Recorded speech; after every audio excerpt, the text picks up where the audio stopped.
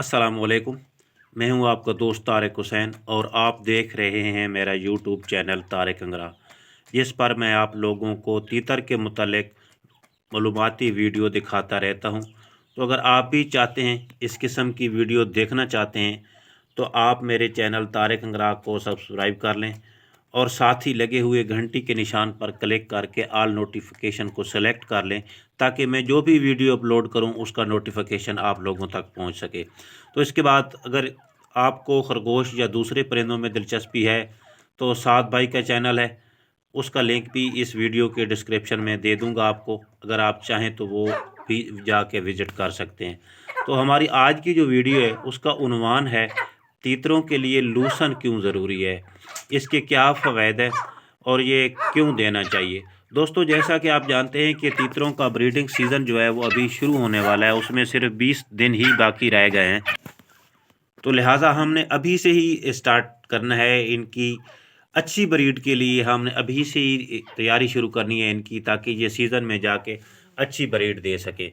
तो उसमें एक लूसन भी शामिल है इनकी खुराकों में। कुछ लोग आपको बताएंगे कि ये दो वो दो, तो वो इतना कोई ज़रूरी चीज़ें नहीं है। बस आप अच्छी खुराक दो, उसके बाद लूसन दो। लूसन में बहुत ही अच्छे विटामिन्स हैं जो तीतर की के लिए ज़रूरी है, ख़ास तौर पर उस हवाले से जो जिस पेयर से हमने ब्रीड लेनी होती है। तो मैं आपको दिखाता हूँ कि हमने लूसन किस तरह इस्तेमाल करना है। तो भाई, इसको आपने इस तरह क्रश कर लेना है, छोटा छोटा छुरी के साथ या किसी और चीज़ के साथ आपने इसको बारीक काट लेना है। जितना भी आपको ज़रूरत हो उसके हिसाब से आपने इसको बारीक बारीक काट लेना है।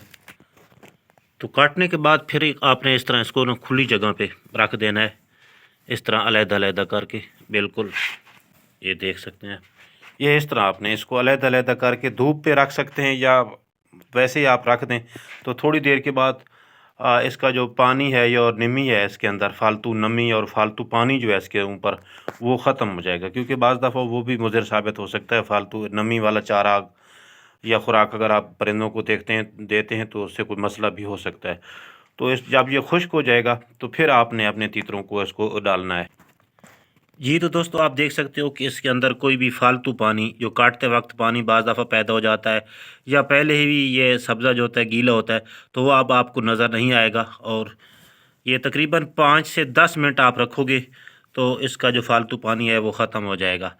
लेकिन आपने एक और चीज़ का भी ख्याल रखना है भाई, कि तीतर को आप उतनी खुराक डालनी है आपने जितनी कि वो खा सके, जिसकी इसको ज़रूरत हो जितनी, उतनी ही आपने खुराक डालनी है। क्योंकि हम ज़्यादा खुराक डाल देते हैं तो बाज़ दफ़ा वो ज़्यादा खा लेते हैं, जिसकी वजह से उनको बदहज़मी हो जाती है, उनके मैदे पे लोड पड़ता है और पोट वो बंद कर देते हैं। और उसके बाद जो है उनको बुखार होना भी शुरू हो जाता है साथ साथ। और उसके बाद जो है वो उसकी सफ़ेद बीटें और उससे वो तीतर मर भी जाते हैं अगर बर वक्त उनका इलाज ना किया जाए। तो हमेशा इस चीज़ का आपने ख्याल रखना है कि अपने परिंदों को ज़रूरत के मुताबिक ही खुराक डालनी है। कि कुछ मेरे दोस्तों की ख्वाहिश होती है कि उनका वज़न ज़्यादा हो, तो भाई अगर आप उनको खुराक दोगे तो बजाय वो मोटे होने के वो बीमार हो जाएंगे। तो इस चीज़ का आपने ज़रूर ख्याल रखना है। तो अब ये जो है इसको मैंने इतना इतना ही सब्ज़ा डालना है, थोड़ा थोड़ा जितना वो खा लें। उम्मीद करता हूँ आपको मेरी आज की वीडियो पसंद आई होगी। अगर पसंद आई है तो इसको लाइक कर दें। तो मिलेंगे इंशाल्लाह अगली वीडियो में एक नए टॉपिक के साथ। उस वक्त तक के लिए अल्लाह हाफ़िज़।